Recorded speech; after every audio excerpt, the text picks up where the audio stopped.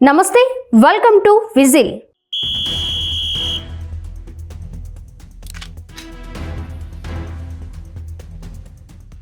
మహానటుడు, మహానేత అన్న నందమూరి తారక రామారావు.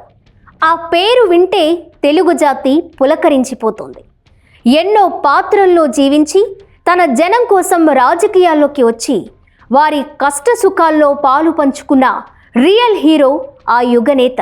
అందుకే ఆయనంటే పార్టీలకు అతీతంగా జనం అభిమానిస్తూనే ఉన్నారు, ఆదరిస్తారు కూడా. ఒక సాధారణ స్థాయి నుండి అత్యున్నత స్థానానికి ఎదిగి తెలుగు జాతి చరిత్రలో అజరామరంగా నిలిచిపోయారు.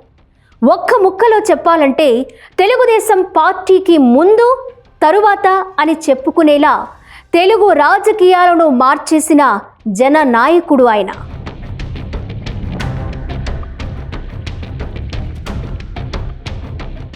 ఎన్టీఆర్ ఆ ఒక్క పదం 1983 ఎన్నికల్లో ఎంతోమంది సామాన్యులకి రాజకీయ బతుకునిచ్చింది. ఇప్పుడు పొలిటికల్గా చక్రం తిప్పుతున్న ఎంతోమంది ఎన్టీఆర్ బడిలో రాజకీయ ఓనమాలు దిద్దుకుని ఎదిగిన వారే. వెండితెరపై వెలుగొందుతూ పొలిటికల్ ఎంట్రీ ఇచ్చినప్పుడు ఎన్టీఆర్ ఎంతో క్లారిటీతో కనిపించారంటారు ఆయన్ని దగ్గరగా చూసినవారు. ఫీల్డ్ ఏదైనా ఆయన లైఫ్లో సందేహాస్పద నిర్ణయాలు కనిపించవు. పార్టీ పెడుతున్నప్పుడు ఓడిపోతే ఏమవుతుందో అనే భయం అన్నగారిలో కనిపించలేదంటారు కూడా.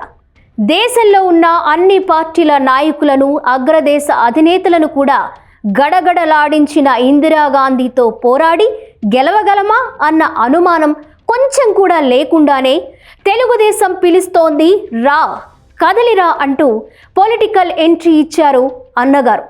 ప్రత్యర్థి రాజకీయ నాయకులను ఊచలు లెక్క పెట్టేలా చేయడం, ఎమర్జెన్సీ వంటి నిర్ణయాల్లో ఇందిరాగాంధీకి మహా గొప్ప రికార్డుంది. అనుకున్నది సాధించే విషయంలో ఆమె ఎంత పట్టుదలగా ఉంటారో దేశమంతా చూసింది. అయినా డోంట్ కేర్ అంటూ తెలుగువాడి ఆత్మగౌరవం కోసం రంగంలోకి దిగారు ఎన్టీఆర్.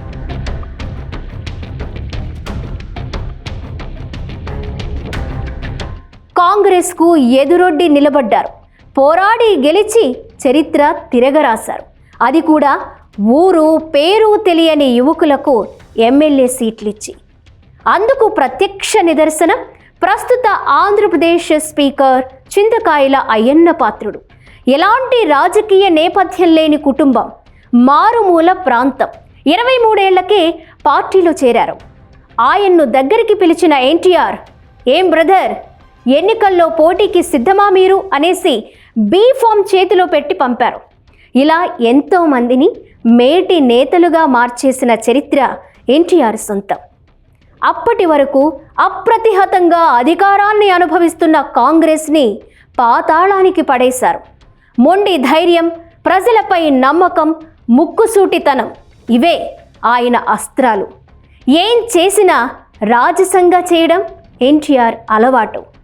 ఎన్టీఆర్ వ్యక్తిత్వం అలాంటిది కనుకే వెన్నుపోటు పొడవగలిగారు.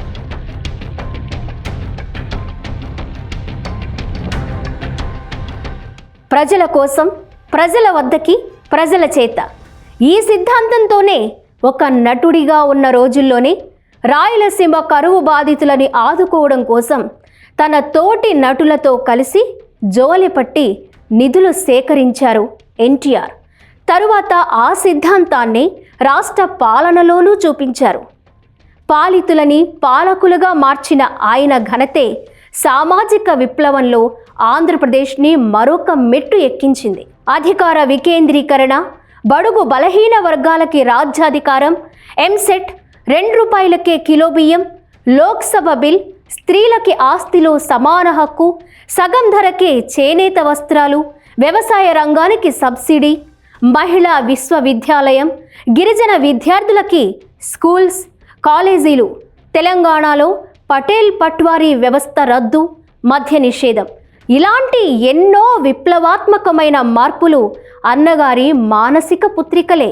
ఆయన ముఖ్యమంత్రిగా ఉన్న కాలమంతా కేంద్రంలో అధికారం బలమైన కాంగ్రెస్ పాలకుల చేతుల్లోనే ఉంటూ వచ్చింది. వారితో పోరాడుతూనే తనని నమ్ముకున్న జనం కోసం అన్ని సంస్కరణలు చేపట్టగలిగారు. అందుకే అంటారు ఎన్టీఆర్ ఈజ్ ఏ లెజెండ్ అని.